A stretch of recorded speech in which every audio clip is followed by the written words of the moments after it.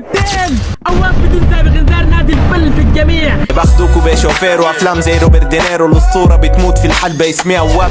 تخيلوا يا شباب رابر يرتكب أكبر خطأ يمكن على الإطلاق بإنه يدس وينغص أكبر وأفضل الرابرز الموجودين في تاريخ السين السوداني. أواب عاطف ينزل بأقوى ديستراك أو التراك الجبار على الإطلاق في تاريخ السين السوداني، كنترول A يدس أقوى وأفضل وأميز الرابر في السين السوداني. قبل ندخل في التحليل وفي تفاصيل التراك يا شباب، لا تنسوا الاشتراك في القناة والضغط على زر اللايك عشان نستمر، وشكرا لدعمكم المستمر، ويلا نبدأ. check اوكي. الملاحظ انه أواب عاطف خد شعار كنترول A يعني تحديد الكل، وشعار الين كيانك الخاص به. ما باخدوكوا بشوفير وأفلام زي روبرت دينيرو، الأسطورة بتموت في الحلبة اسمها أواب إدي جريرو.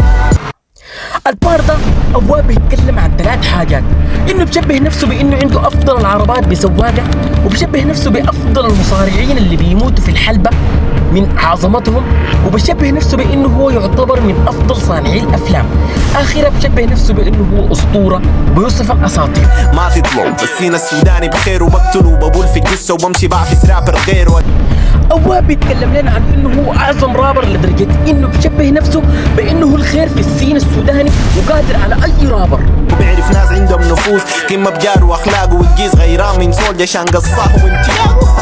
المعروف إن سولجا والجيز ومونتياغو كانوا أصدقاء في جروب 7 بيرز أي الطيور السبعة، وسولجا والجيز أنتوا تراك مينتاليتي وكان يعتبر من أفضل التراكات. بعد خلاف دام بيناتهم تم استبعاد والجيز من الجروب، وبعدها بقى أميز 2 في الجروب سولجا ومونتياغو. فأواب بشير لأنه والجيز الآن زعلان وبنزل في دسات في سولجا وياغو. باراد عفنا رامي النوتة في الغسالة بدون ما أسمع، عارف إنه هبت زبالة. زي ما عارفين انه أواب دس 3 رابرز سولجا والجيز وياغو. الان في دس صريح بدس حليم تاج السر، وبيقول انه طبعا المعروف انه البوم هبته هو احدى الالبومات اللي انتجها حليم. فأواب بيقول بدون ما اسمع عارف انه هبته زبالة، بمعنى انه الالبوم يعني ضعيف. فريق بيناتنا شاسع تدقى وتمشي تجارة، شفاعكم بيبكوا عمامة شفعنا بشيلوا كالتالة، عالم ليركس خالط الكيمياء بالفيزيكس.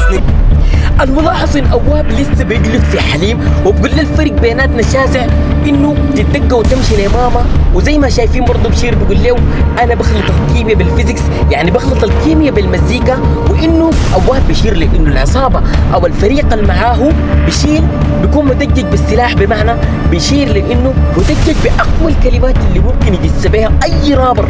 انت ما فنان بطل الشمة والزنكس، فنانين تحب شمامين كيف أميرة حلوة تقدر إنها تلعب تنانين. وهنا الكلام موجه لسولجا ولمونتياغو كما معروف في التراكات الشبيهة بالزني. كيف أشكالك أصلا تدخل إنها تغني في السين، لو نفسك تبقى في محلي أشرب يومي كيروسين نقا. وهنا الكلام موجه لحليم. أواب بيقول له إنه فرق المستويات اللي بيناتنا عشان تحصلني لازم تشرب كيروسين، والكيروسين هو سائل هيدروكربوني يستخدم للاشتعال للصواريخ النفاثة، بمعنى إنه أواب منطلق بسرعة الصاروخ. أواب ده راب الراب ويعتبر حضارة، صوتك مليان أوتوتونيا النسخة الأرخص من سمارة.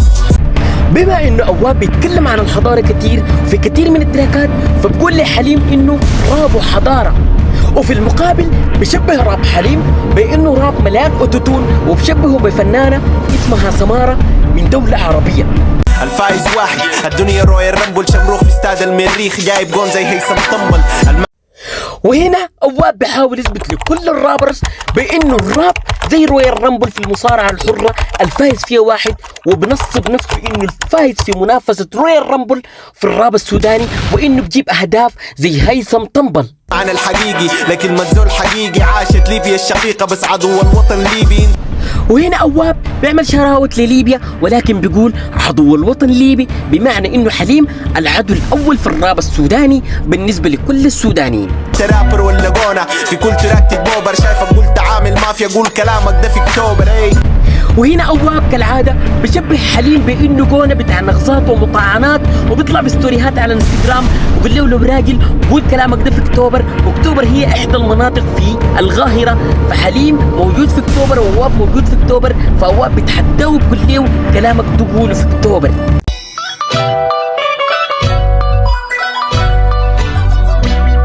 لا تنسوا الاشتراك.